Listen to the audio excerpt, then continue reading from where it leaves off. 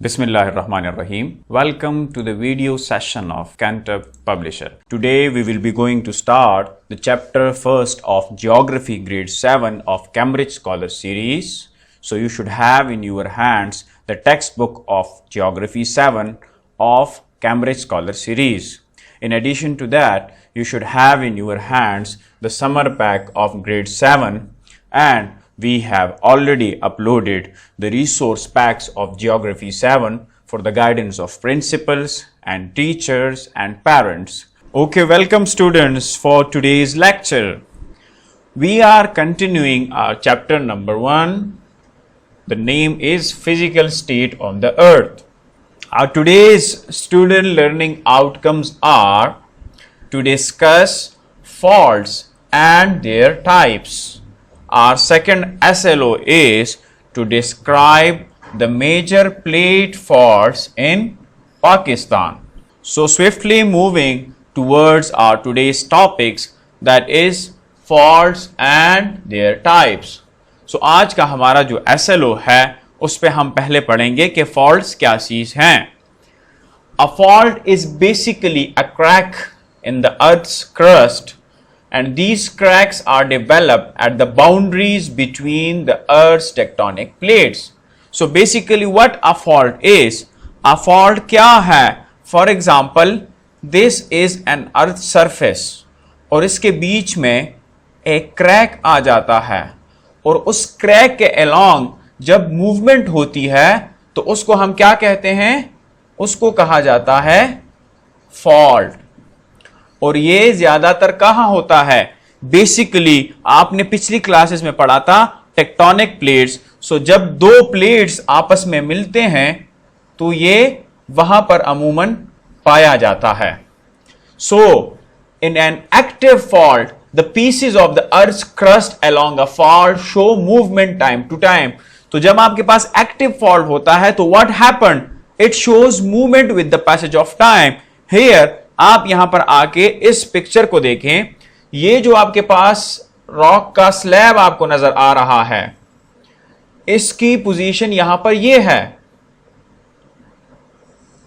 क्या मतलब इसका? यहां पर कुछ पोर्शन मिसिंग है जो नीचे की तरफ पड़ा हुआ है. यहां पर क्या आप देख रहे हैं कि ये जो रॉक पोर्शन है इस प्लेन के अलोंग इसने क्या किया है? ऊपर की तरफ मूवमेंट की है. So basically this is what?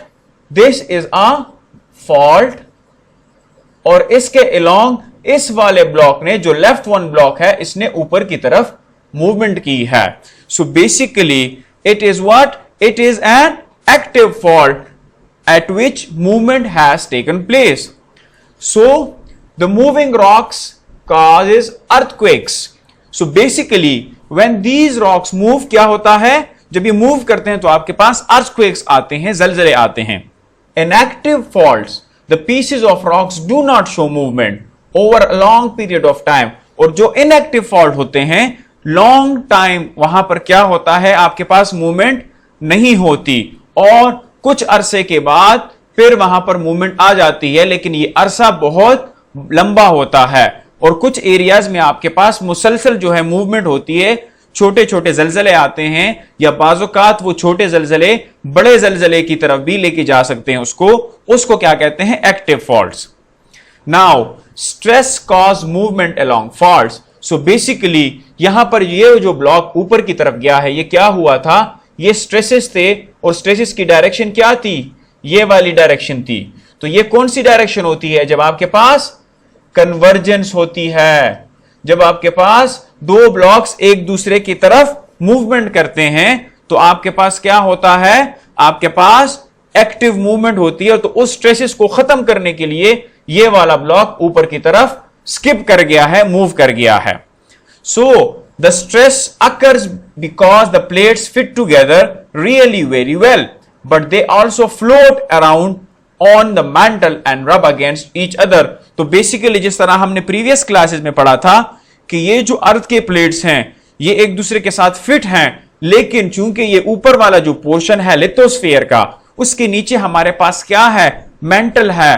तो उसका जो मेंटल का पोर्शन है जिसको हमने एस्थीनोस्फीयर का नाम दिया था, उस एस्थीनोस्फीयर पे क्या होती है? मुसलसल प्लेट्स की मूवमेंट होती है, बिकॉज वो एस्थेनोस्फेयर आपके पास प्लास्टिक होता है या आपके पास वो विस्कस इन नेचर होता है। हियर आप एक दूसरे इमेज में देखें, यहां पर आप देख रहे हैं ये जो आपके पास रॉक्स का एक सीक्वेंस नजर आ रहा है, ये यहां पर इस लेवल पे नजर आ रहा है। तो क्या है, यहां से यहां तक इसने मूवमेंट की है। अब ये वाला जो ब्लॉक है ये ऊपर की तरफ गया है और ये लगता है कि ये नीचे की तरफ आया है।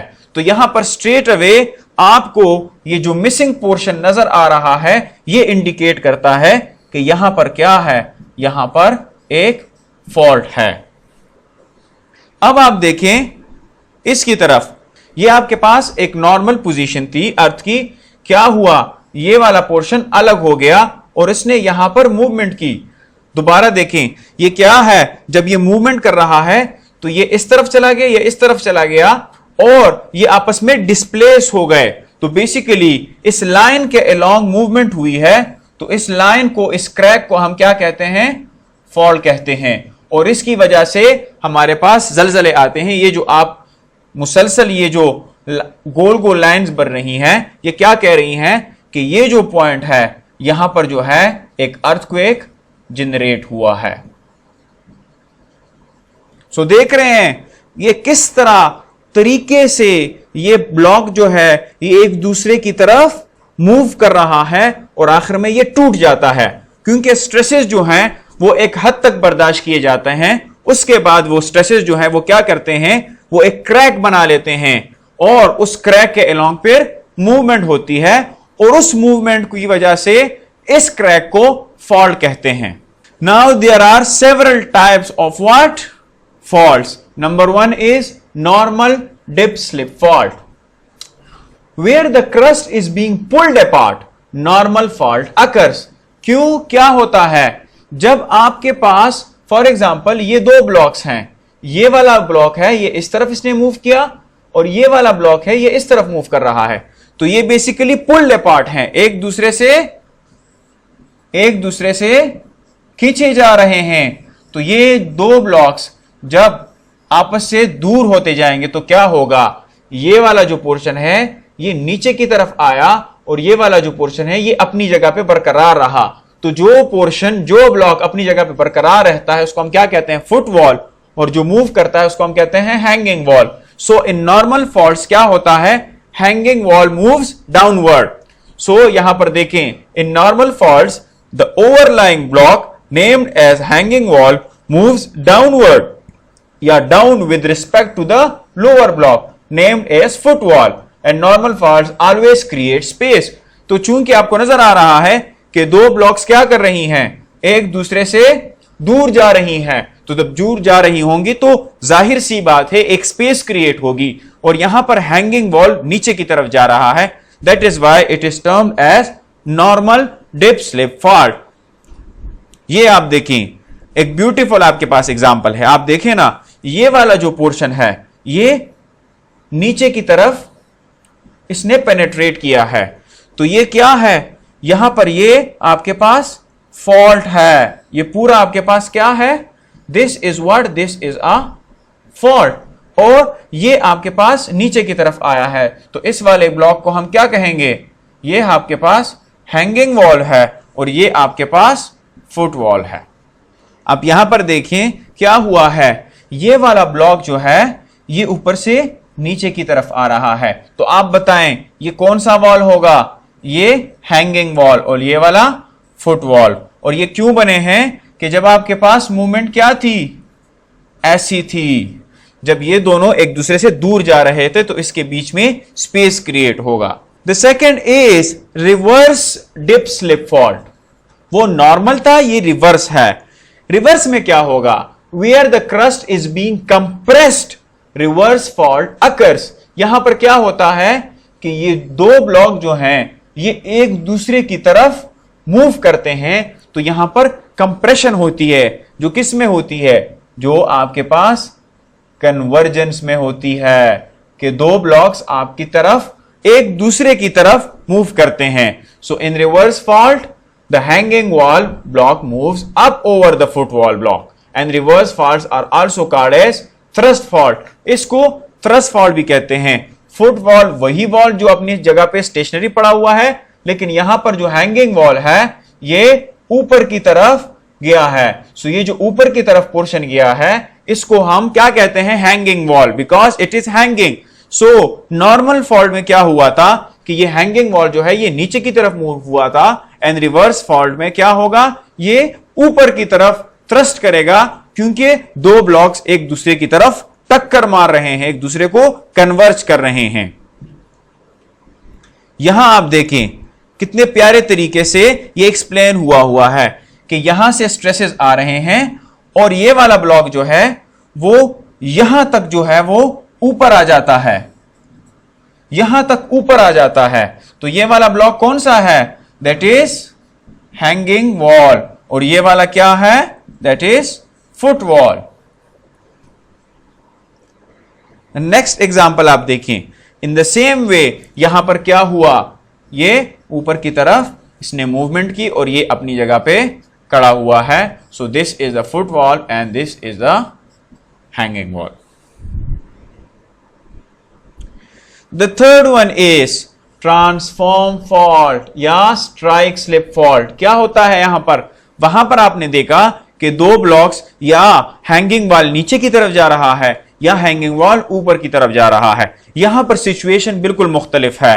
In strike slip faults the blocks of the rocks show side to side movement horizontally. वहां पर आपने देखा कि वर्टिकली मूवमेंट हो रही है, with little to no vertical movement, that is parallel to the line of the fault. वहां पर जो फॉल्ट लाइन थी उसके ऊपर या हैंगिंग वॉल जा रहा था या नीचे जा रहा था। यहां पर ये देखें, ये वाला ब्लॉक जो है ये इस तरफ जा रहा है, ये वाला आगे की तरफ जा रहा है। तो ये जो आपके पास सरफेस है इसको हम क्या कहेंगे, this is a fault. Basically ये आपके पास पूरा जो है ये क्या है, ये आपके पास फॉल्ट है और इसमें हॉरिजॉन्टल मूवमेंट होती है ब्लॉक्स की, कोई ब्लॉक एक दूसरे के ऊपर नहीं जाता। यहां पर आप देख सकते हैं इन अ वेरी ब्यूटीफुल एग्जांपल क्या हुआ कि ये वाला जो ब्लॉक है जो राइट वन है, ये क्या हुआ, लाइन पे सीधा ही आगे की तरफ चला गया और ये जो है ये इस तरफ रह गया। सो जब हॉरिजॉन्टल मूवमेंट आपके पास होती है तो उसको हम क्या कहते हैं, स्ट्राइक स्लिप फॉल्ट कहते हैं। आपने एक चीज जहन में रखनी है कि जब भी आपके पास प्लेट्स की मूवमेंट होती है या इस तरह की फॉल्ट्स की मूवमेंट होती है तो आपके पास क्या होगा, आपके पास अर्थक्वेक्स होंगे। क्या होंगे, आपके पास अर्थक्वेक्स होंगे। Here is again another example, कितने प्यारे तरीके से यहां पर एक्सप्लेन किया जा रहा है ट्रांसफॉर्म फॉल्ट या स्ट्राइक स्लिप फॉल्ट के बिल्कुल ये हॉरिजॉन्टली एक दूसरे के साथ मूवमेंट कर रहे हैं। Now we have to study major faults, plate faults in Pakistan. So Pakistan is located close to toe collision boundaries as shown in the figure. To the north and west of Pakistan, Indo-Australian plate border to the Eurasian plate. तो आप यहां पर देखें, ये जो red line के ऊपर है ये कौन सा प्लेट है, ये है यूरेशियन प्लेट, और ये जो है इसको ब्रॉडरली इंडो ऑस्ट्रेलियन प्लेट कहा जाता है। तो ये जो पाकिस्तान का पोर्शन है ये इंडो ऑस्ट्रेलियन प्लेट और यूरेशियन प्लेट के बीच में पड़ा हुआ है। तो एक बाउंड्री तो ये हो गई। यहां पर अगर मैं डायरेक्शन लगाऊं तो ये आपके पास नॉर्थ है, ये वेस्ट है, ये ईस्ट है, ये साउथ है। सो ये नॉर्थ वेस्ट में आपके पास ये लाइन बिल्कुल इस तरह जा रही है। तो एक मेजर फॉल्ट तो यहां पर है कि दो प्लेट्स आपस में कोलाइड कर रहे हैं। यहां पर बाउंड्री कौन सी है, यहां पर कन्वर्जेंस प्लेट बाउंड्री है। ये दोनों प्लेट आपस में टकरा रहे हैं और यहां पर आपको जो हिमालयाज मिल रहे हैं ये हिमालयाज इन दोनों की कोलिजन की वजह से आपको मिलते हैं। The next one is to the south west, the Arabian plate border to the Eurasian plate. आप साउथ वेस्ट की तरफ देखें, ये आपका साउथ वेस्ट आता है कि अरेबियन प्लेट यहां पर क्या हो रहा है, अरेबियन प्लेट यहां पर कोलाइड कर रहा है यूरेशियन प्लेट के साथ। और मुसलसल यहां पर भी कौन सी बाउंड्री है, यहां पर भी कन्वर्जेंस प्लेट बाउंड्री है। ये अरबियन प्लेट मुसलसल यहां पर टकरा रहा है और नीचे की तरफ जाने की कोशिश कर रहा है। तो बेसिकली पाकिस्तान जो है वो यहां पर लाई कर रहा है दो मेन प्लेट बाउंड्रीज के साथ। We know that the fault lines are created along the plate boundaries, which results in the seismic activity zone या active zone. This is the reason that 2/3 of the total area of Pakistan lies in the seismic active zone. तो earthquake में जो आपके पास waves generate होते हैं उसको हम क्या कहते हैं, सीज्मिक वेव्स कहते हैं। जब भी जलजला आता है तो जो वेव्स आपके पास क्रिएट होते हैं, इस तरह वेव्स, ये फॉर एग्जांपल एक पॉइंट है, तो इस तरह जो वेव्स क्रिएट होते हैं उसको क्या कहते हैं, सीज्मिक वेव्स कहते हैं। अगर यहां पर ये क्या है, ये यहां पर जलजला जनरेट हुआ है, अर्थक्वेक जनरेट हुए है, तो उसके इर्द गिर्द जो वेव्स जनरेट होते हैं, जो हमें फील होते हैं, उसको क्या कहते हैं, सीज्मिक वेव्स कहते हैं। तो बेसिकली कहने का मतलब ये है कि पाकिस्तान जो है वो किधर लाई कर रहा है, वो बेसिकली एक सीज्मिक एक्टिव जोन में लाई कर रहा है। And out of that 2/3 of the Pakistan इस क्या है, वो सीज्मिकली एक्टिव है कि जलजले यहां पर आ सकते हैं। आप यहां पर देख रहे हैं कि पाकिस्तान और अफगानिस्तान का जो बॉर्डर है वो इस तरह है, ये पाकिस्तान अफगानिस्तान का बॉर्डर है, लेकिन यहां पर आपको एक फॉल्ट नजर आएगा जिसमें मैं अभी लाइन ड्रॉ कर रहा हूं, इसको कहते हैं चमन fault.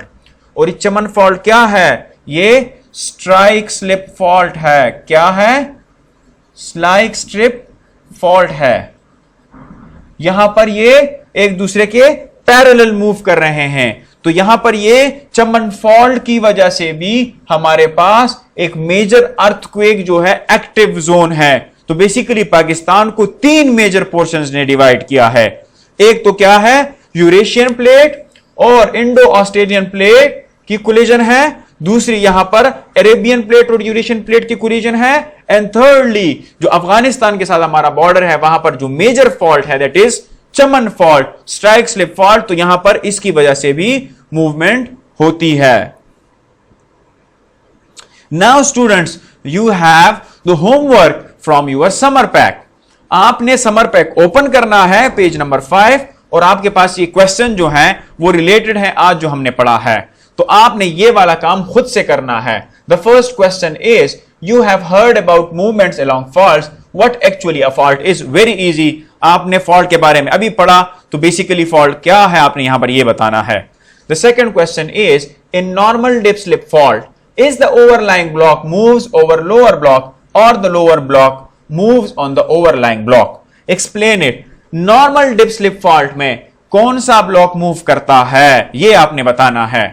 The third one is there any difference between normal dip slip fault and reverse dip slip fault? If yes, अगर है तो आप बताएं क्या difference है। The fourth one is, as you know, to the north and west of Pakistan, Indo-Australian plate is border with the Eurasian plate, बिल्कुल। To the southwest of Pakistan, Arabian plate जो है border है Eurasian plate के साथ। Which type of boundary is there between them? अभी मैंने explain की कि इनकी आपस में कौन सी बाउंड्री है, कौन सी बाउंड्री है।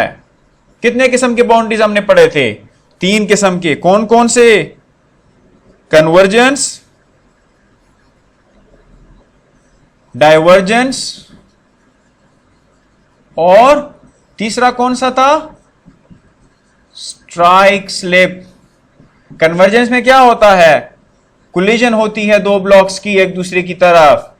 डाइवर्जेंस में एक दूसरे से भागते हैं, और स्ट्राइक स्लिप में क्या होता है, एक दूसरे के पैरेलल मूव होती है, हॉरिजॉन्टल मूवमेंट होती है। And the next one is your homework from your book, and this is write a comprehensive answer. So what are basically faults, आपने ये बताना है, और describe the major faults in Pakistan. Pakistan में कौन से मेजर फॉल्ट्स हैं आपने ये बताना है। So thank you so much for today's class. See you in the next class. Take care. Allah Hafiz.